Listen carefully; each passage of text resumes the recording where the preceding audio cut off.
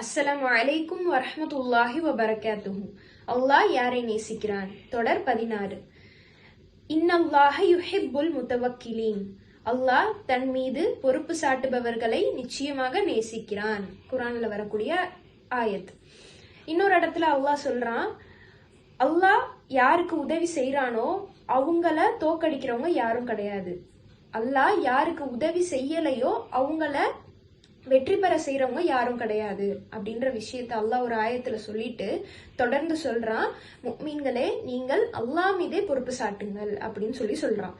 அதாவது ஒரு மனிதனுடைய வாழ்க்கையில நடக்கக்கூடிய எல்லா விஷயங்களையும், ஏற்றம் இறக்கம் எல்லா காரியங்களையும் அல்லாஹ் மீது பொறுப்பு சாட்டுபவர்களை அல்லாஹ் என்ன செய்யறான் அப்படின்னா நேசிக்கிறேன் அப்படின்னு சொல்றான். இதற்கு இன்னைக்கு ரெண்டே உதாரணத்தை உங்களோட நான் பகிர்ந்துக்க போறேன். என்ன உதாரணம் அப்படின்னா, குர்ஆன்ல அல்லாஹ் சொல்றான், இந்த குர்ஆன்ல நம்ம சொல்லி இருக்கக்கூடிய வரலாறுகள் எல்லாமே படிப்பினைகளுக்காக தான் சொல்றோம் அப்படின்னு சொல்லியிருக்கான். அப்படிதானே? அந்த மாதிரி 2 வரலாறுகளை தான் இந்த பொறுப்பு சாட்டுறது அப்படின்றது கீழே நான் சொல்ல போறேன். என்ன 2 உதாரணம் அப்படின்னா, இப்ராஹிம் அலைஹிஸ்ஸலாம். நம்ம எல்லாமே அவங்களுடைய வரலாறை நிறைய படிச்சிருப்போம், கேட்டிருப்போம். நிறைய இடங்கள்ல இப்ராஹிம் அலைஹிஸ்ஸலாம் பத்தி கேட்டிருப்போம். அவங்களுடைய வாழ்க்கையில நடந்த ஒரு சம்பவம் என்ன அப்படின்னா, அவங்கள ஒரு ஒரு ஒரு சூழ்நிலையில, ஒரு இக்கட்டான சூழ்நிலையில மாட்டிக்குவாங்க. அதாவது அவங்கள நெருப்பு குண்டத்துல தூக்கி போடுறதுக்கு ஒரு மன்னன் உத்தரவிட்டிருப்பான். அதாவது அவங்களுக்கு தண்டனை கொடுக்கற விதமா ஒரு நெருப்பு குண்டத்துல தூக்கி போட போவாங்க. அப்போ இப்ராஹிம் அலைஹிஸ்ஸலாம் என்ன செய்வாங்க அப்படின்னா, எந்த ஒரு பயமோ அச்சமோ எதுவுமே இப்ராஹிம் அலைஹிஸ்ஸலாம் மனசுல இருக்காது. அந்த இடத்துல அல்லாஹ்வை மட்டுமே முழுமையா நம்பி அந்த இடத்துல நிப்பாங்க. அவங்கள அந்த நெருப்பு குண்டத்துல தூக்கி போடும் போது அந்த நெருப்பு குண்டம் எப்படி ஆகும் அப்படின்னா பூஞ்சோலையாக மாறிடும். அதை குளிர்ச்சி தரக்கூடிய இடமா அல்லாஹ் மாத்தி கொடுத்துருவான். இது உண்மையாக நிகழ்ந்த ஒரு சம்பவம். இது கதையோ எதுவும் கிடையாது. அப்போ அந்த இடத்துல இப்ராஹிம் அலைஹிஸ்ஸலாம் யார நம்பிக்கை கொண்டு, யார் மேல நம்பிக்கை வைத்து, யார முழுமையா பொறுப்பு சாட்டி நின்றாங்க அப்படின்னா அல்லாஹ் சுப்ஹானஹு வ தஆலா. இது முதல் உதாரணம். 2வது உதாரணம் என்னன்னு பார்த்தோம் அப்படின்னா, மூசா அலைஹிஸ்ஸலாமுடைய உதாரணம்.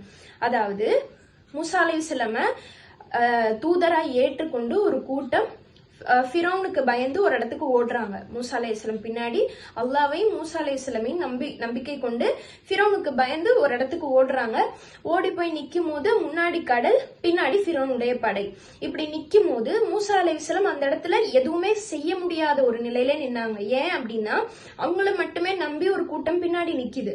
பின்னாடி திரும்பி போனா ஃபிரௌன் என்ன செய்வான், அந்த படைய, அதாவது மூசா அலைஹிஸ்ஸலாமுடைய கூட்டத்தை கொன்றுவான்.